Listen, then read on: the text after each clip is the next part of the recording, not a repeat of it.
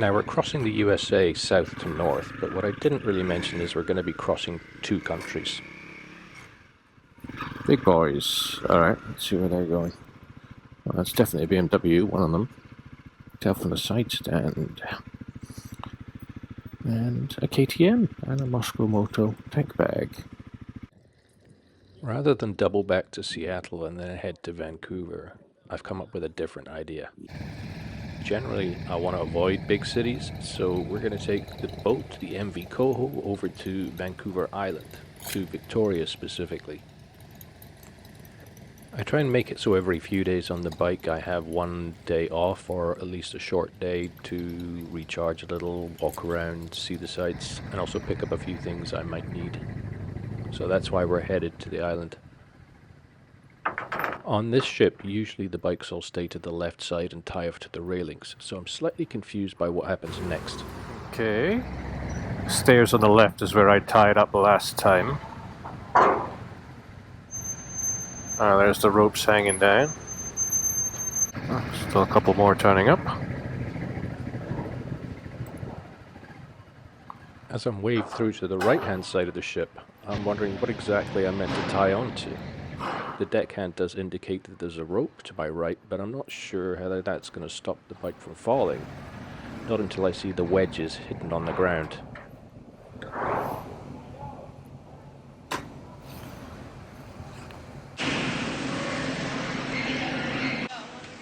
Because my bike is the lightest one on here and it's sitting pretty upright, I maybe go overboard on the wedges and use 2 or 3 of them. You see how they work here.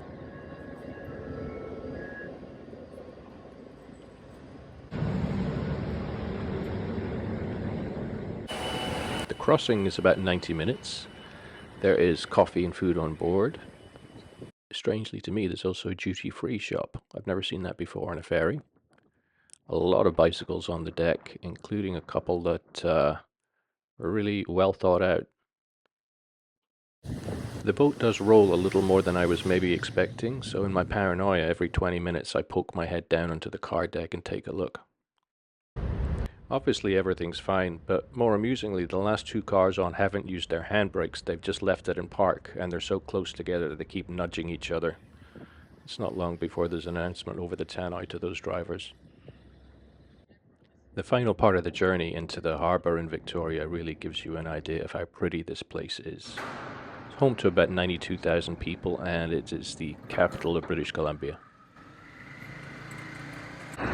Immigration takes about 5 minutes, and their only concern is the cameras on the bike and if I'm working. We're just off the ferry in Victoria. Very pretty place. Warmth and sunshine as opposed to the cold and grey we had on the other side. The traffic does seem to be an issue here. I don't know if something's going on today, but it's slow going.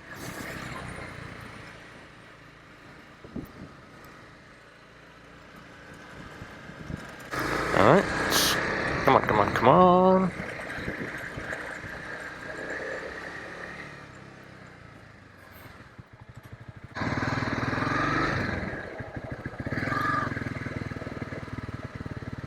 Funny thing is, the architecture around here is oddly English in a lot of ways. There's towns in England and maybe Scotland that could look quite similar to this. Victoria is definitely the most British-looking city in North America for sure. I'm going to look forward to getting this bike parked, unloaded, and then we're going to go have a late lunch and walk around the harbour, I think. See all the seaplanes coming in and the water taxis. Once I'm parked securely underneath the hotel, there's another issue I need to fix. The Alpine Star's halo jacket, the Velcro on the right collar has been catching on the helmet every time I turn my head left. We're going to have to do something about that. As I'm walking around this stunning city, I notice that every bar is full, there's a lot of people around.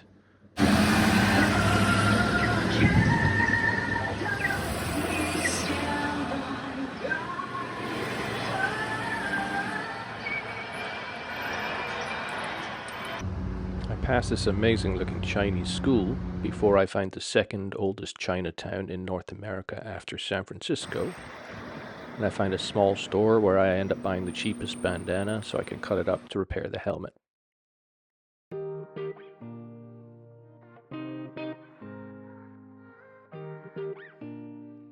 After doing a little shopping, I dropped my purchase at the hotel. I bought a head torch for a reason I can't figure out, an extra top layer, a Swiss Army knife I actually already own, some hiking trousers, and what I'm going to use to repair the helmet.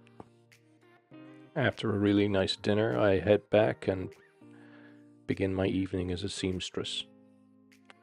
Tomorrow, there'll be another boat. But this truly is a beautiful city, and I'm glad I came.